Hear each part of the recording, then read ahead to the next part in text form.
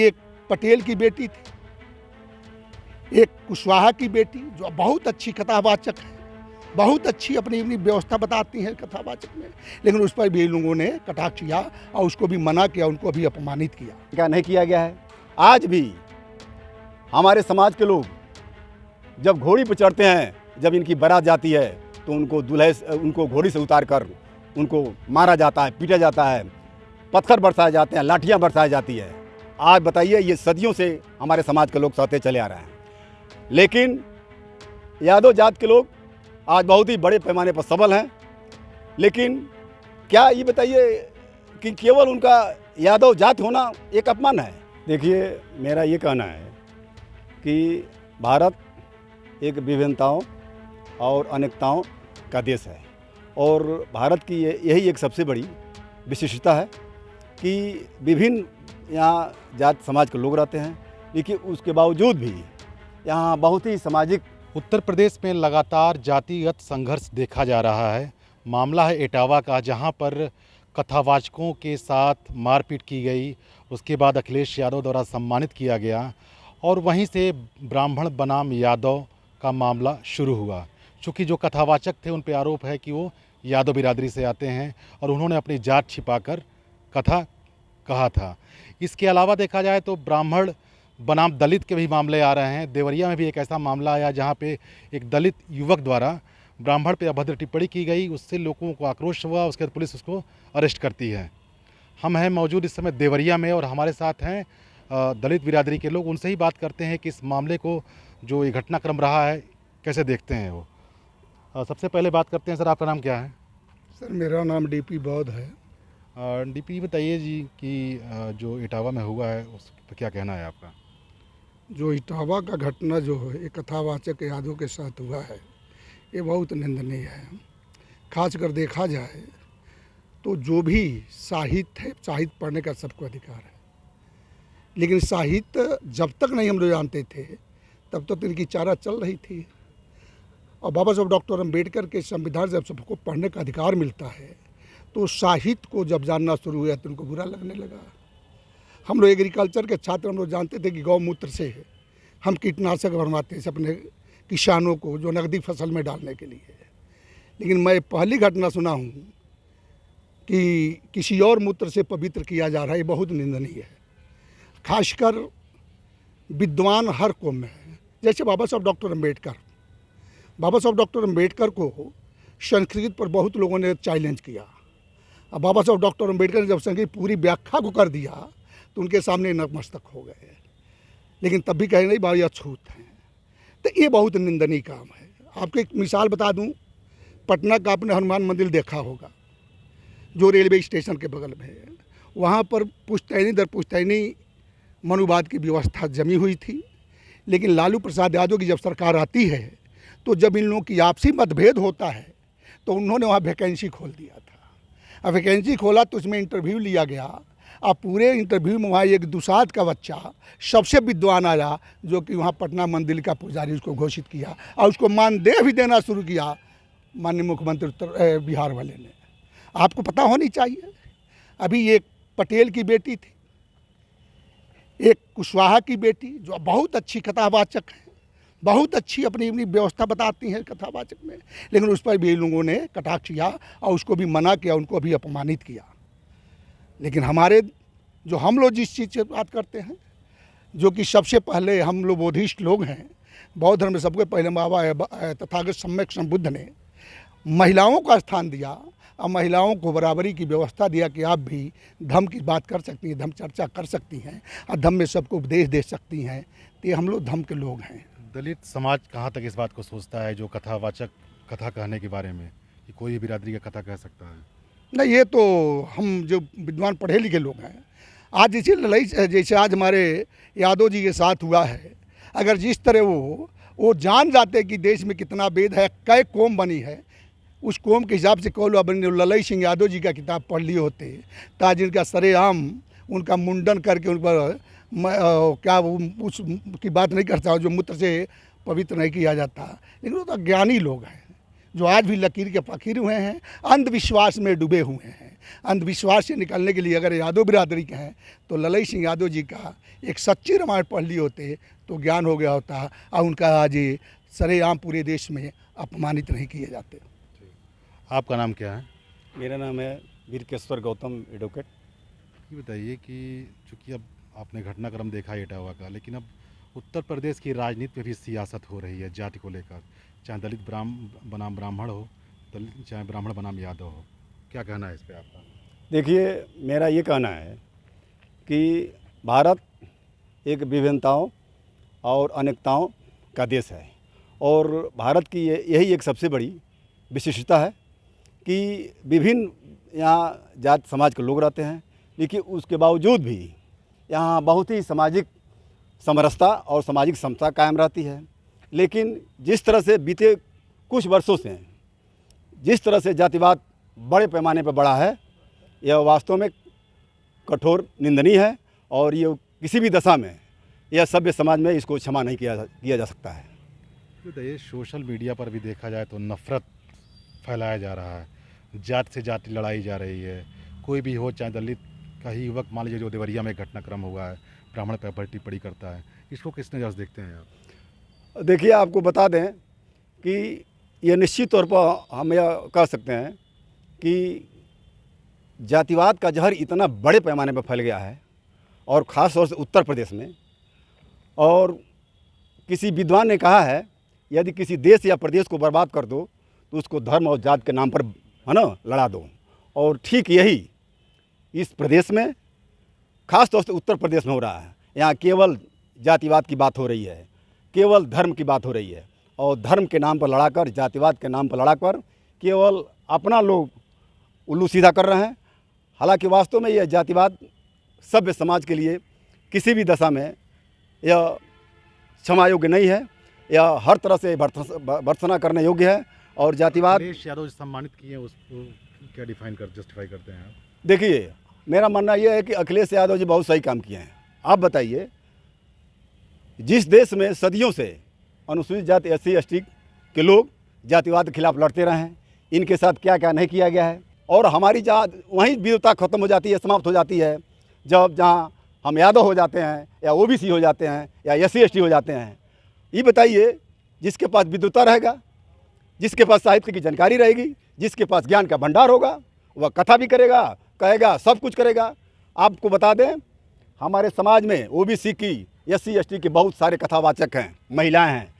जहाँ भी भीम कथाएं होती हैं, जहाँ भी बुद्ध चर्चा होता है, जहाँ बुद्ध की कथाएं होती हैं, वहाँ भी जो जातिवादी ताकतें हैं, मनवादी किस्म के लोग हैं, वहाँ भी पहुँच जाते हैं और उन पर लाठी डंडक से वार करते हैं, बरसाए जाते हैं। लेकिन आज भी हमारा समाज आकाश से लेकर पाताल तक, यूट्यूब से लेके गूगल तक, सब जगह हमारे समाज के लोग ही लड़ रहे हैं। यदि OBC समाज के लोग 85% के लोग हैं, यदि आज एक हो जाएं और सुर में सुर हम लोगों को मिला दें तो निश्चित तौर पर मनवादी जो जातिवादी ताकतें हैं यहाँ से ये भागने के मजबूर हो जाएंगी और भारत जैसे देश में, जो एक महान देश माना जाता है, जातिवाद पूरी तरह से समाप्त हो जाएगा। आपका नाम क्या है? मेरा नाम आलोक है। आप बताइए कि क्या कहना है इस पे, जो इटावा में जो निंदनीय घटना हुई है, यादव वर्सेस ब्राह्मण को जो लेके हुआ, ये बहुत निंदनीय घटना है। ऐसी घटना जो सरकार में आज तक कभी नहीं हुई, किसी भी सरकार में आज तक नहीं हुई, जो अब हो रही है। चूँकि ये घटना ऐसी घटना है जो हर किसी को, ब्राह्मण को, OBC SC ST को, हर एक को दृढ़ नज़र से देखा जा रहा है। जैसे मान लीजिए, अगर आज भी कई जगह तो हमने देखा है कि जो कई गाँव में लगा है बोर्ड कि यहाँ ब्राह्मणों से द्वारा कोई अनिष्ट पूजा नहीं कराया जाएगा।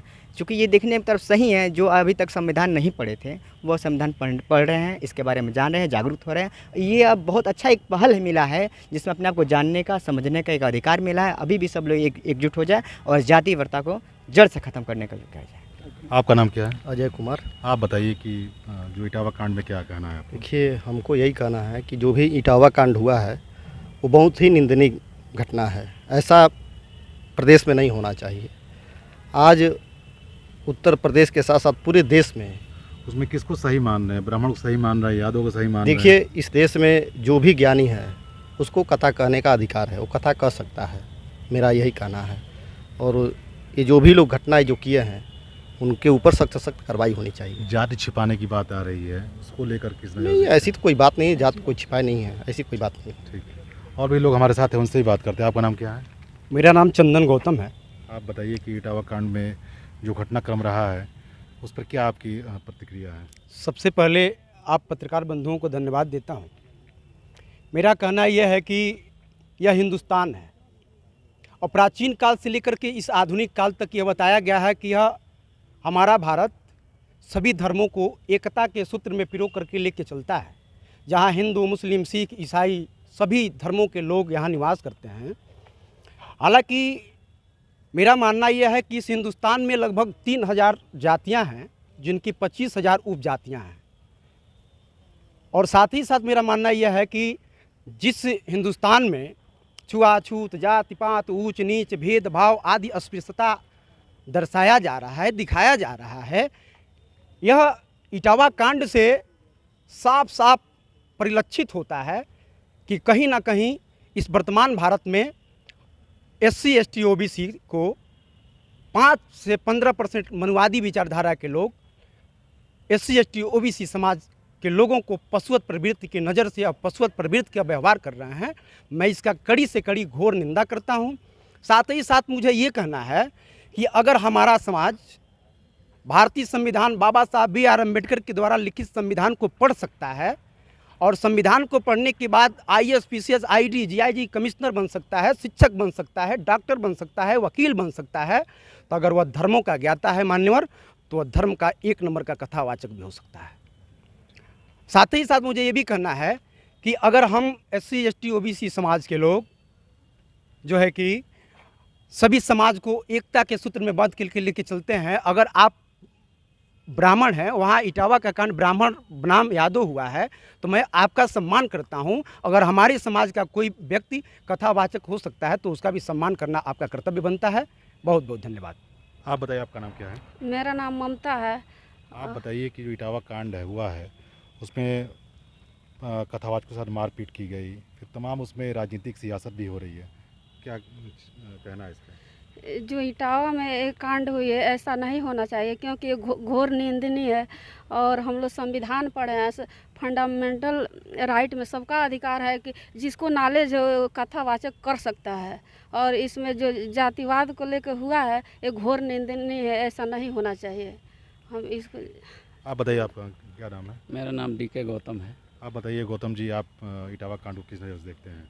इटावा कांड जो उत्तर प्रदेश में इटावा कांड जो हुआ है ये घोर निंदनीय है।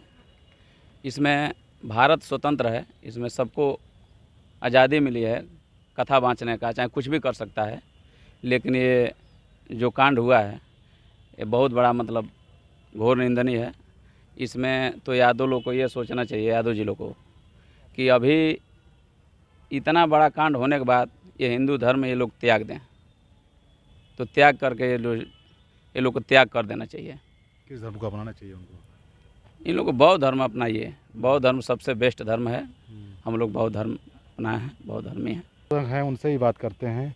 चूँकि ये मामला इतना ज़्यादा बढ़ गया है उत्तर प्रदेश में, लगातार पूरे देश में ये पूरे इटावा कांड की चर्चा हो रही है। अभी भी मामला थमता नहीं नज़र नहीं आ रहा है। पक्ष हो विपक्ष हो, लगातार इस पर वार प्रतिवार चलता जा रहा है। आप सर, आपका नाम क्या है? दूतनाथ एडवोकेट, सिविल कोर्ट देवरिया। आप बताइए कि जो इटावा कांड हुआ है ब्राह्मण बनाम यादव, सीधे सीधे जातिगत संघर्ष और जाति की लड़ाई हो रही है। कहीं कहीं ब्राह्मण दलित के ही मामले आते हैं। कोई नई बात नहीं है, बहुत पुरानी बात है। हम लोग बचपन से ही देखते और झेलते चले आ रहे हैं। यह बहुत पुरानी बात है। पूर्वजों के ज़माने से भी ऐसा है कि मंदिर में जाने नहीं देते हैं, कथा सुनने नहीं देते हैं। हम लोग तो त्याग दिए हैं इसको, हम लोग हिंदू धर्म ही त्याग दिए हैं। हम लोग कहीं अपने घर न पंडित बुलाते हैं न पुजारी बुलाते हैं, हम लोग उससे कोसों दूर हैं। तो यादव जी को ऐसा नहीं करना चाहिए, चूँकि ज्ञानी थे, ठीक है, उनके अंदर था, मन था कथा बाँचने का, कथा बाँच रहे थे, मगर उनके साथ अन्याय हुआ। आप बताइए, आपका नाम क्या है? जी, संजय राणा नाम है मेरा। आप बताइए कि इटावा कांड को किस नज़र से देखते हैं? इटावा कांड घोर निंदनीय है। इसमें कथा करने का सबको अधिकार है और कथा सुनाने का भी अधिकार है। और इसमें ब्राह्मण लोग का कहना है कि यादव मतलब कथा नहीं सुना सकते, केवल सुन सकते हैं और सुनने के लिए हैं, कहने के लिए हैं, लेकिन सुनाने के लिए नहीं है। अब ब्राह्मण केवल सुना सकते हैं, सुन नहीं सकते। आप क्या कह रहे हैं इस पे? हम ये कहना चाहते हैं कि कथा सभी लोग कहना है, दलित समाज के भी दलित लोग भी कह सकते हैं। जो ज्ञान है, जिसके पास मतलब ब्रह्मांड का ज्ञान है, वो कह सकता है, इसमें कोई त्रुटि नहीं है, मतलब वो कह नहीं सकता। लेकिन ब्राह्मणों का कहना ये है कि सुनाना सिर्फ मेरा काम है और सुनना ओबीसी SC ST के लिए है। तो हम तो ये कहते हैं कि ओबीसी SC ST ओबीसी ब्राह्मण को अपने यहाँ न बुला के अपने खुद का मतलब कथा कहें और सुने। ये थे हमारे साथ देवरिया के दलित समाज के लोग, जिनका साफ तौर पे कहना है इटावा कांड की एक कड़ी निंदा कर रहे हैं। और इनका ये भी कहना है कि अगर कोई धर्म का ज्ञानी है, धर्म को उसकी जानकारी है उसके बारे में, तो कथा कह सकता है, चाहे वो दलित समाज से हो चाहे यादव समाज से हो। राम प्रताप सिंह, देवरिया, UP तक।